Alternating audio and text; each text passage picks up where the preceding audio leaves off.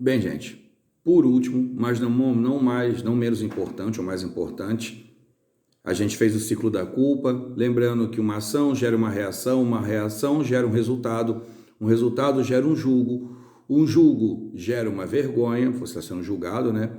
A vergonha te instala na culpa e gera um medo. O medo gera dores, porque você não resistiu, ou gera prisão, porque você se assimesmou aprisionado naquilo. A gente fez todo o ciclo da culpa, do auto-boicote. Porém, agora é hora de falar do último ciclo, mais importante, e é o que vai levar a você, e é o que levou a Denise a me motivar esses vídeos, que é a ação motivadora. Quando a gente fala da ação, gente, a mesma ação que gerou um resultado e que gerou um julgo, ela, por passando por tudo, a gente volta ao ponto zero, a mesma ação que você vai ter que tomar para sair do sentido da culpa. Lembrando que essa culpa é tida como um transtorno, como um arrependimento, como um auto-julgo, como seu próprio julgo, como uma ação de impedimento a viver perante um gueto que você goste, um isolamento social. A grande questão, a grande fórmula para que você tenha uma ação motivadora é um olhar de compaixão e misericórdia por você mesmo. Em primeiro lugar, saia da sua culpa, ou até permaneça com ela, aqui no ombro. Saia da sua posição e se entreviste, ou se coloque mediante a valorização mesmo da pessoa que você é perante o olhar dos outros. Às vezes você se instalou no movimento de culpa e você está sob o olhar dos outros. Afinal, todo o nosso movimento é de encontro ao outro. Se eu falo, é de encontro a você ou a vocês. Se eu como, é de encontro ao culinarista. Se eu tomo banho, é de encontro ao rapaz que mexe lá na água da Sanasa, da Sabesp, da SEDAI, seja lá do que for. Então, a importância que nós temos que entender é que para que eu exista, tem que existir um outro, porque se eu existir sozinho, é só eu comigo mesmo. Então, dentro de uma ação motivadora, onde você tem que interpretar as suas culpas, ou interpretar a culpa, ou interpretar esse julgo, ou interpretar esse sofrimento como um grande aliado. A culpa, ela não é a sua acusadora, ela somente é um receptáculo de inúmeras informações que dentro dela estão contidos os motivos pelo qual você tem que resistir e você tem que perdurar. Se você utilizar da culpa como uma professora aliada, e essa professora consta de inúmeras informações, porque a culpa ela tem suas causas, que é o movimento do movimento lá de ação que você teve, entendeu? As causas são os que causaram aquela culpa. E ela também tem os resultados, que são os julgos e vergonhas e medos e transtornos. Porém, se você pega essa culpa pelas rédeas e transforma as suas causas e resultados como uma grande aliada e se torna responsável por aquela culpa, que é a maturidade emocional, a responsabilidade emocional, a maturidade do ser, você toma a rédea da responsabilidade e tomando a rédea, eu sou responsável por aquela culpa, eu tenho que moderá-la. Você vai se tornar um moderador das suas culpas e você vai procurar modos tênues e flexíveis de ter um segundo olhar sobre aquela culpa. A culpa era o tamanho dessa máscara. Eu comecei a moderá-la, cheguei na cor dessa, ela é mais ativa. Eu moderei um pouco mais, eu escureci, eu tirei aquela visão negativa, ela se tornou um pouco menor. E assim vai o movimento. Se você conseguir tomar das rédeas da sua culpa e transformar essas rédeas de uma responsabilidade emocional sua, automaticamente você vai ter um estímulo para recomeço, porque o ser humano ele é movido pelo desafio. Recomeçar, ter um olhar de misericórdia e compaixão por você é primeiramente reconhecer as suas debilidades, fraquezas e reconhecer e tomar para si o direito do erro. Só erra quem tenta. E a ação do tentar, a motivação do tentar de novo, do recomeçar, é ir em direção ao outro. Coloque-se, se você está sobre o sistema compulsivo da culpa ali, o sistema de transtorno de culpa, coloque-se à exposição para servir a um próximo. A partir do momento que você servir a um próximo, você vai encontrar valores e qualidades que talvez você nem tinha reparado em você mesmo. É o caso. Aquela máscara é muito bonita. Ela foi fabricada por uma pessoa, mas se deixada ao desleixo, ao pó, ela perde a beleza. Chega uma pessoa e passa um paninho, ela ressignifica aquela máscara. Ela customiza.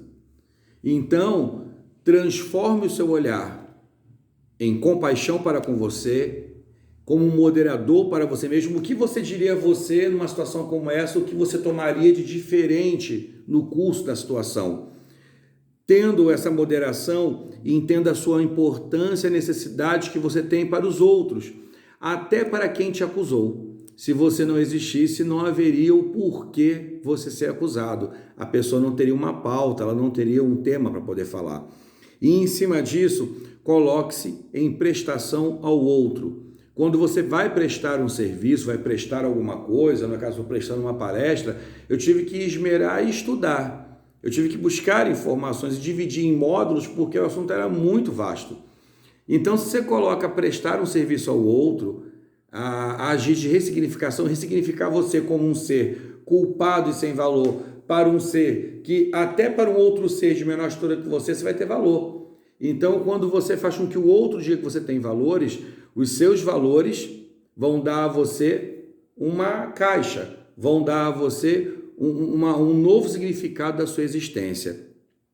Essa é a ação motivadora que você pode fazer, que é cumpra o seu ciclo.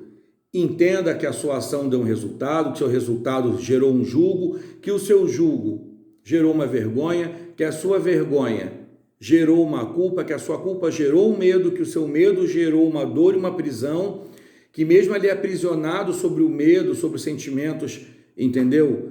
De somatização de negatividade, sobre estresse, sobre tudo isso, sobre o medo do amanhã, sobre as ansiedades, você vai ter que ter uma ação. Até desistir é uma ação. Então, se você fez uma escolha e o caminho que você seguiu não deu certo, porque o outro não te deu a devolutiva do que você esperava, e você se colocou em estado de culpa porque você foi acusado, as pessoas te isolaram e você está querendo voltar para o convívio dos seus amigos, familiares e outros e afins, e você acha que já volta o sentimento de culpa, se coloque na posição de misericórdia. Tenha misericórdia de você, tenha compaixão, autocompaixão, vai mostrar que você tentou, porque você acreditou, colocou fé naquele assunto, naquela ocasião, naquilo que aconteceu, naquele acontecido. Então, a última, porém não menos importante e talvez mais importante, parcela do ciclo da culpa é a ação. É a ação que te move a culpa, é a ação que te remove da culpa. É tornar-se ativo à vida de alguém, que aquela pessoa vai dividir com você suas frustrações e você só aprende ouvindo do outro. Você só cria exemplos ouvindo do outro. Até porque, voltando lá atrás, no sistema arcaico de imposição de cultura social, onde nós somos impostos como seres humanos e acrescentados a um gueto, ali as moderações físicas e espirituais nos dão as debilidades para que a gente talvez não tenha algumas ações. E talvez ouvindo do outro, que o outro não tem ação, você possa dizer, olha, você está com medo de tentar o emprego? Eu tentei, me arrebentei, fiz burrada, me sinto culpado. E a outra pessoa vai falar, nossa, mas você poderia tentar de novo. Você tem na sua mão as ferramentas significativas para uma ação motivadora, uma ação que a gente chama uma ação de caridade. Seja você o doador das expectativas que o outro espera. Quem está carente está à espera do casamento, de sua carência com a atenção do outro. Então, se você está em culpa por carência e você espera do outro uma atitude para a sua ressignificação, entenda que muito mais que o apoio no outro, você pode encontrar concílio, exemplos e expectativas de entender que a sua realidade talvez não seja tão dolorosa quanto a do outro. E quando nós paramos para pensar que tudo em nós está sem significado, está inferior, a gente sempre pode cometer de um olhar de misericórdia e entender que a nossa atitude poderia ser como a do outro, e que o outro tem mais sofrimento que o outro tem menos experiência e que o outro tem menos vivência e talvez o outro tenha até menos expectativas ou menos experiências da probabilidade do seu autoconhecimento. Para que você se autoconheça, você tem que se expor. E essa exposição gera julgo e culpa. E se você pretende sair dela, aconteça agora, hoje mesmo, uma ação motivadora que te leve ao recomeço. E esse recomeço você vai conseguir adquirindo conhecimento, se auto-estudando, se auto-ouvindo, se auto-enxergando e, primordialmente, se ofertando em expectativa de melhoria. O que você faria se você estivesse do outro lado ouvindo sua história?